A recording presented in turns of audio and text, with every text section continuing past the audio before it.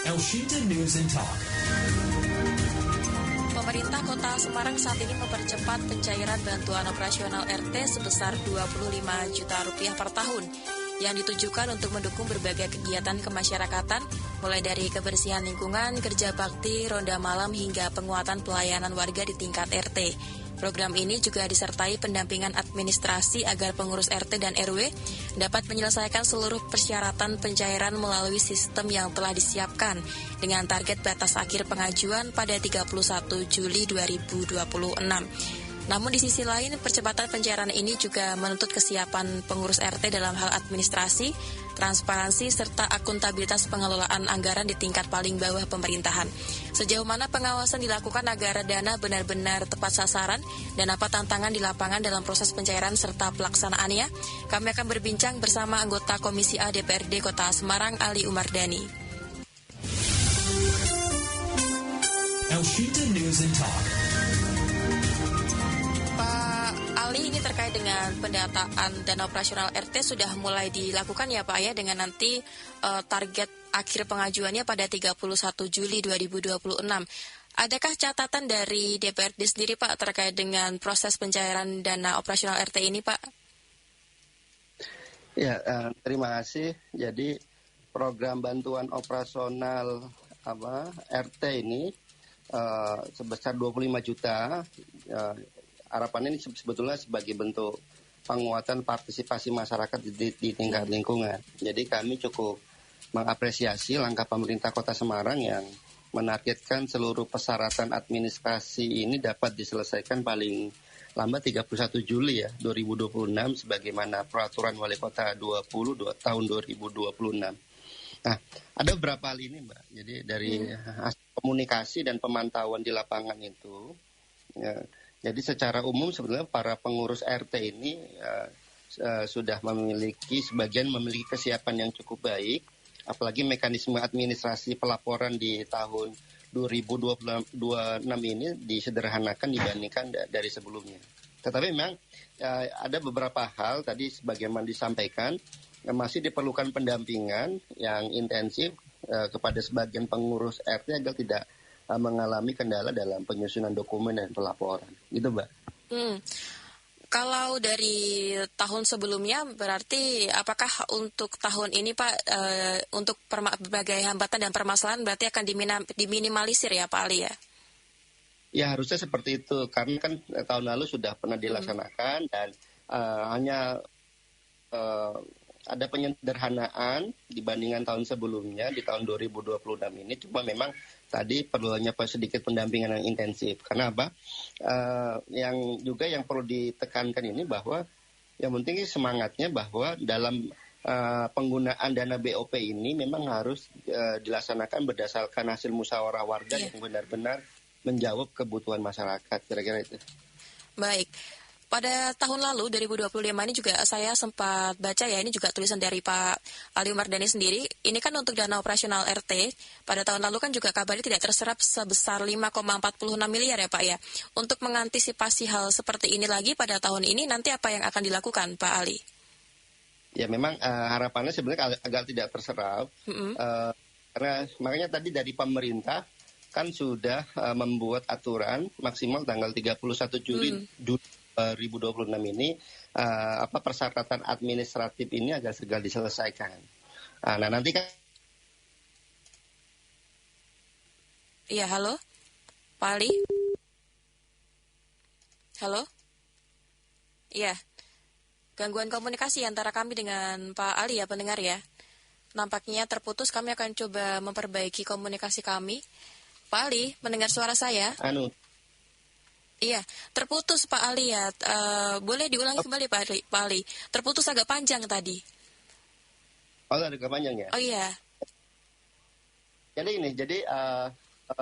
dengan agar tidak terulang, sisa anggaran di tahun ini 2026 ini yang kalau tahun lalu sekitar 5 miliar, ada ratusan RT ya, memang tidak mencairkan.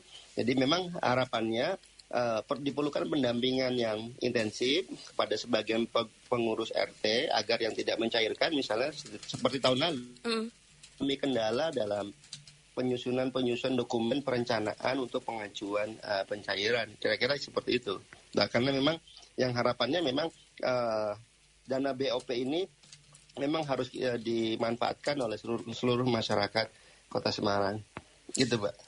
Iya, apakah ini juga termasuk Pak untuk misalkan menghindari konflik kepentingan ya terkait dengan penggunaan dana untuk kepentingan kelompok tertentu Pak di lingkungan RT? Pendampingan tersebut apakah juga termasuk untuk mengantisipasi hal tersebut Pak?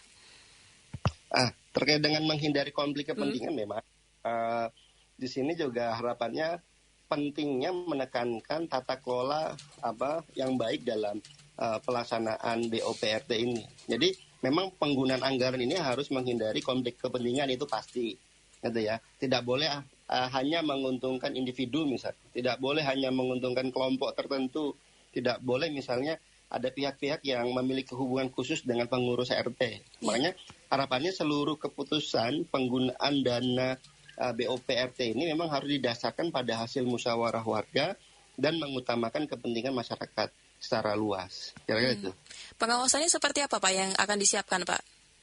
Sebenarnya kalau bicara pengawasan, jadi pengawasannya sebenarnya harusnya bisa pengawasan berlapis ya. Jadi pengawasan berlapis maksud saya di sini adalah bahwa pengawasannya dilakukan secara mulai dari pengurus RT sendiri yang mengawasi. Kan biasanya proses pengajuan perencanaan tantangan di banknya itu misalnya ketua RT atau bendara RT atau ketua RT atau sekretaris RT. Jadi, di sini pengawasannya harusnya mulai dari pengurus RT melakukan pengawasan, pengurus RW melakukan pengawasan, kelurahan pun juga melakukan pengawasan, kecamatan melakukan pengawasan, perangkat daerah terkait, misalnya OPD terkait melakukan pengawasan, hingga RD pun juga melakukan pengawasan. Nah, ini yang saya maksud pengawasan berlapis sebetulnya dalam pelaksanaan dana BOP ini. Termasuk kami juga mendorong agar adanya keterbukaan kepada warga melalui penyampaian misalnya namanya rencana penggunaan, termasuk laporan realisasi kegiatan, sehingga di sini masyarakat pun juga dapat ikut mengawasi. Nah, ini berlapisnya sebetulnya harusnya kan ketika memiliki keterbukaan semua bisa melakukan pengawasan itu. Baik, Pak Ali, sebelum melanjutkan ada juga pendengar yang ingin ikut berbincang ya. Ada Pak Toto dari Gunung Pati, kita sapa. Halo Pak Toto. Halo, selamat siang. Siang Pak Toto. Iya, ini kita lagi berbincang dengan Pak Ali Mardani. Ada pertanyaan atau komentar Pak Toto? Pak Ali ini apa jabatan? Dari Komisi A, DPRD Kota Semarang. Iya, silakan Pak. Ini kalau evaluasi yang kemarin itu persoalannya ini Pak Ali,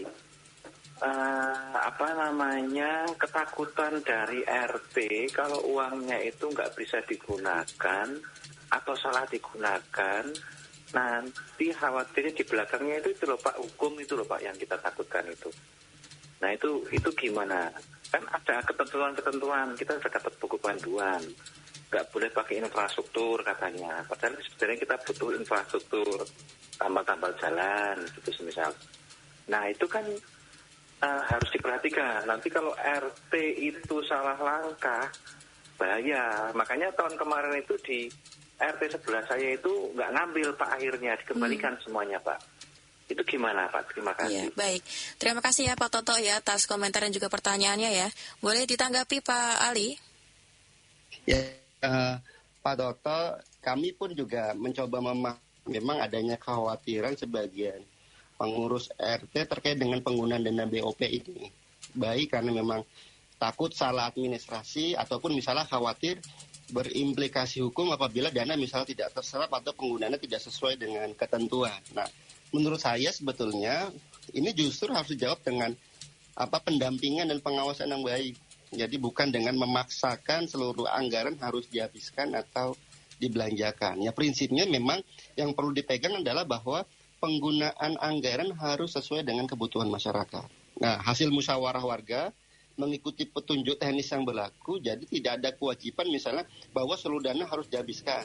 Apabila terdapat kebutuhan yang mendesak atau ada kegiatan yang belum memenuhi persyaratan. Makanya di Perwal 20 tahun 2026 ini ada satu klausul pasal yang di Perwal 32 tahun 2025 itu dihapus.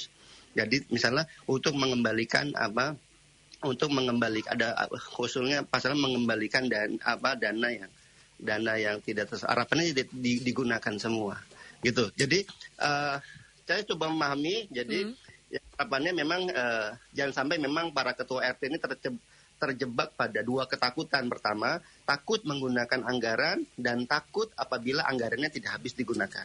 Yang terpenting sebetulnya bukan menghabiskan anggaran, tetapi menggunakannya secara tepat sesuai dengan kebutuhan warga dan hasil musyawarah, termasuk juga sesuai dengan aturan sebagaimana di Perwal 20 tahun 2026 yang baru ini. Iya. Ada juga tadi keresahan ya disampaikan oleh Pak Toto, ini kan di dalam buku panduannya kan tidak boleh terkait dengan infrastruktur ya Pak ya. Padahal juga tadi disampaikan oleh Pak Toto bagaimana dengan kemudian RT-RT atau desa-desa yang butuh untuk perbaikan jalan misalkan seperti itu. Karena terpaksa ya, mungkin karena jalannya mungkin sudah terlalu rusak atau bagaimana. Nah terkait dengan hal seperti ini apakah masih bisa dinegosiasikan dengan pemerintah Kota Semarang atau seperti apa Pak Ali memandangnya? Ya memang jika mengacu pada ketentuan di BOP itu sebetulnya bahwa dana BOP memang tidak diperuntukkan bagi pembangunan secara infrastruktur fisik. Jadi yang menjadi pertanyaan kita sebenarnya bagaimana bisa kita coba memahami memang adanya kekhawatiran sebagai pengurus RT dalam menggunakan dana BOP itu, karena memang penting yang perlu kita pahami di sini adalah BOP bukan ditujukan untuk pembangunan infrastruktur secara fisik. Gitu ya. Karena memang sudah ada musrembang atau aspirasi dari warga melalui dewan itu. Jadi pengurus RT tidak perlu memaksakan. Jadi penggunaan anggarannya pada kegiatan yang tidak sesuai dengan ketentuan. Hanya karena khawatir dan akhirnya dananya terserap.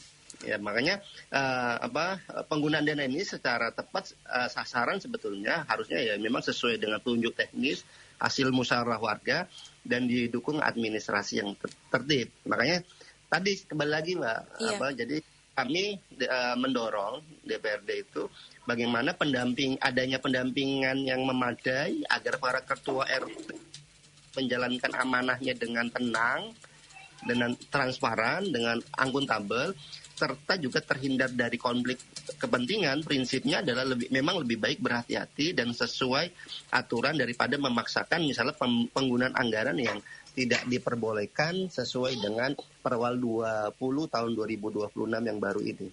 Baik. Dan saya juga panggil pendengar apabila Anda ingin ikut berkomentar ya pada perbincangan kita kali ini bisa melalui WhatsApp ataupun SMS 087721109100, telepon 02476486489100. Dan ini juga sudah ada yang menunggu di line telepon Pak Ali, ada Pak Dida dari Banyumanik ya, kita sapa dulu. Halo Pak Dida. Halo, selamat siang Radio Sinta. Siang Bapak. Selamat siang. Silakan. Dari anggota Dewan. Bapak yang berhormat, anggota Dewan Pak. Alhamdulillah sekali Pak. Dana seperti yang 25 juta Pak, yang kami sebagai warga juga sebagai pengurus RT Pak, itu memang mengkhawatirkan ada hal-hal yang tidak bisa dipertanggungjawabkan Pak. Itu kan dulunya kan itu cairnya juga bulan Juli kan Pak. Dan memaksa kita dalam artian itu kan bulan Juli juga ada agenda banyak Pak. Dalam arti ada agenda 17-an, agenda macam-macam, agenda pertemuan. Itu yang saya sayangkan Pak, itu banyak kesannya itu dipaksakan pembelanjaannya Pak. Ya, saya mohon pertanyaan seperti ini Pak. Kalau saya sebagai pengurus, andai kata dana 25 juta itu Pak, itu saya berikan semacam teratak. Teratak itu semacam untuk ada orang hajatan, orang meninggal, dan kursi. Itu apakah diperbolehkan Pak? Karena kalau menurut hemat saya Pak, kalau saya sebagai pengurus membuat laporan Pak, laporan pertanggungjawaban sebagai dana pengeluaran seperti kalau kumpulan ada makanan itu kan harus ada yang hadir berapa, harus ada foto dokumentasi, terus segala macam Pak, agak ribet Pak, dan harus UMKM terdekat. Dan kalau pembelaannya lebih dari 1 juta harus ada PPN. Itu sangat menghambat untuk memperlancar dalam arti untuk birokrasinya Pak. Terima kasih Pak.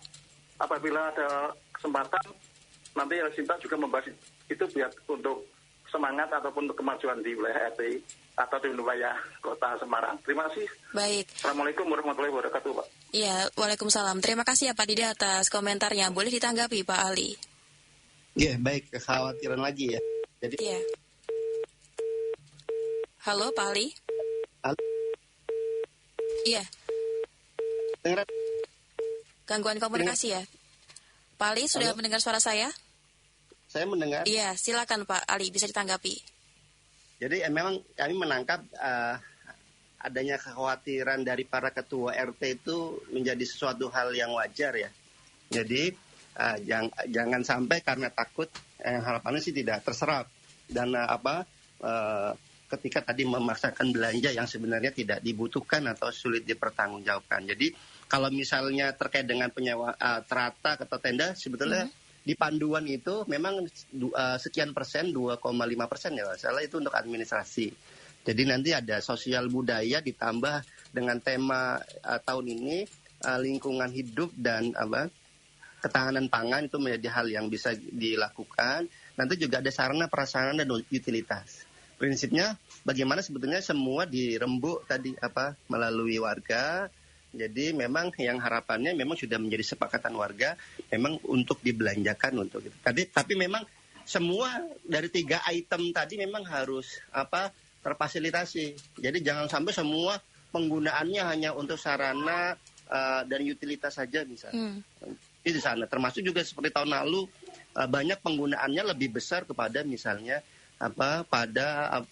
kegiatan sosial budaya kemasyarakatan yang akhirnya habis untuk kegiatan 17-an dan sebagainya.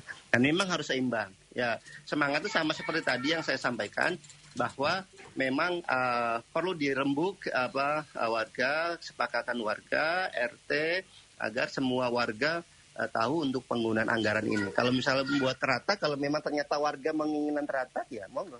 Iya. Termasuk perbaikan CCTV misalnya atau beli CCTV. Tapi memang penggunaannya jangan semua untuk penggunaan sarana dan prasarana atau utilitas. Kira-kira gitu.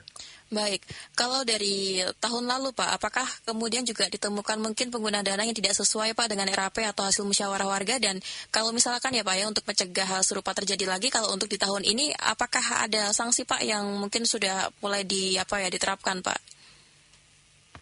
Sanksi ya? Iya.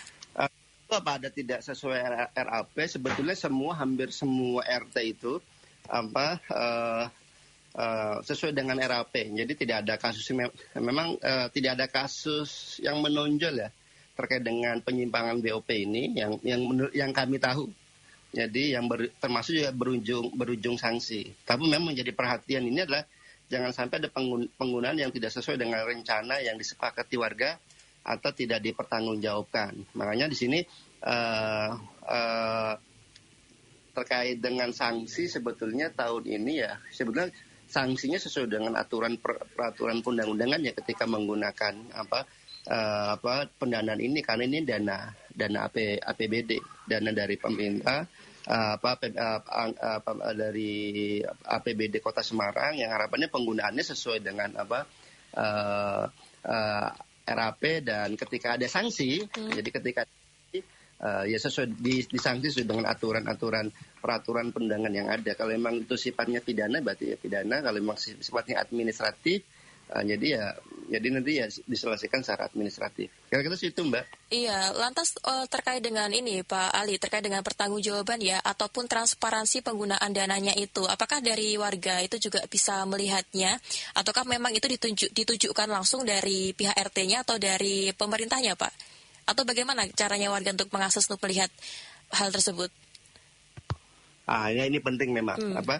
Dengan transparansi penggunaan dana, apakah warga perlu tahu? Memang kami melihat bahwa transparansi ini menjadi kunci keberhasilan program BOP sebetulnya. Karena dananya tadi dari APBD digunakan untuk kepentingan masyarakat, sebetulnya warga berhak mengetahui perencanaan, pelaksanaan maupun juga pertanggungjawabannya. Makanya sebetulnya saya sih mendorong ya agar setiap penggunaan BOP ini dibahas melalui musyawarah warga. Jadi dituang dalam rencana kegiatan yang jelas, termasuk juga hasil pelaksanaannya disampaikan terbuka kepada masyarakat, dari pengurus RT misalnya dari RT ke masyarakat. Jadi keterbukaan ini misalnya dapat dilakukan kalau memang agar kita menarik itu dibuat papan informasi atau grup komunikasi warga di grup WhatsApp maupun ketika jumpa warga melalui forum-forum pertemuan RT. Harapannya pengawasan ini tidak hanya dilakukan oleh pemerintah, tidak hanya dilakukan oleh DPRD. Keterbukaan ini tetapi juga masyarakat sendiri berkait dengan transparansi ini harapannya bisa mencegah konflik kepentingan tadi yang mengurangi potensi penyalahgunaan anggaran. Termasuk bagaimana sebetulnya dengan transparansi ini membangun kepercayaan antara pengurus RT dan warga. Jadi sekali lagi bagi para ketua RT bahwa dana BOP ini sebetulnya bukan milik pengurus RT, melainkan dana masyarakat yang dikelola oleh pengurus RT untuk sebesar-besarnya kemanfaatan warga. Makanya warga perlu tahu dan berhak mengetahui termasuk bagaimana dana tersebut digunakan. Itu Mbak. Iya, ada juga pertanyaan dari pendengar, saya bacakan, ada dari Pak Boy dari Semarang. Sulit memastikan musyawarah benar-benar melibatkan warga, Pak, dan bukan hanya sebatas formalitas. Harapannya ya pengawasan berlapis benar-benar terlaksana. Kemudian ada dari Bu Vivi di Kendal. Lantas gimana dong Pak mengukur keberhasilan dari program ini? Apakah hanya berdasarkan jumlah kegiatannya saja? Kualitas lingkungannya kah atau kepuasan masyarakatnya? Karena kalau misalkan langsung 3 semuanya, kan ini juga pengukurannya atau penilaiannya bagaimana? Karena biasanya dari RT sendiri itu kan condong ke salah satunya, misalkan nih kualitas lingkungannya. Boleh tanggapan ya Pak Ali? Baik, jadi memang kita harus akui ya, jadi bahwa musyawarah warga ini tidak boleh berhenti sebagai formalitas administratif. Nah, yang menjadi tantangannya sebetulnya adalah bagaimana memastikan aspirasi warga ini benar-benar terakomodasi dan juga keputusan penggunaan dananya ini mencerminkan kebutuhan bersama, bukan hanya keputusan segelintir orang. Makanya kita ya memang di sini perlu tidak hanya formalitas, karena ketika formalitas ya akhirnya tadi sebagaimana disampaikan, termasuk juga bagaimana misalnya tadi pertanyaan kedua mengukur keberhasilan program BOP ini. Memang keberhasilan program BOP RT ini tidak semata diukur dari terserapnya anggaran, seberapa banyaknya RT yang memang mencairkan atau kelengkapan laporan, tetapi sebetulnya harapannya keberhasilan program BOP ini tetap ada manfaat yang nyata yang dirasakan oleh masyarakat. Makanya indikator-indikator keberhasilannya harapannya sih bisa meningkatkan partisipasi warga, pelaksanaan kegiatan sosial, pemberdayaan masyarakat, termasuk meningkatkan misalnya kebersihan dan ketahanan lingkungan dan ketahanan pangan sebagaimana tema tahun ini. Termasuk juga bagaimana misal keberhasilan program ini masalah-masalah lingkungan terkait dengan masalah sosial gitu kurangi. Kira-kira gitu Mbak. Baik, mungkin terakhir ya Pak Ali sebagai closing statement juga, apa nih Pak penegasan mungkin dari DPRD sendiri terkait dengan pengawalan terkait dengan dana BOP ini Pak Ali? Baik. Jadi terkait dengan closing statement terkait dengan dana BOP 25 juta per RT ini, sekali lagi bahwa BOP RT ini adalah amanah dari masyarakat. Ingat, BOP RT ini adalah amanah dari masyarakat. Oleh sebab itu, yang harus kita kejar bukan hanya sekedar serapan anggaran saja, tetapi yang kita kejar adalah manfaat yang bisa dirasakan oleh warga.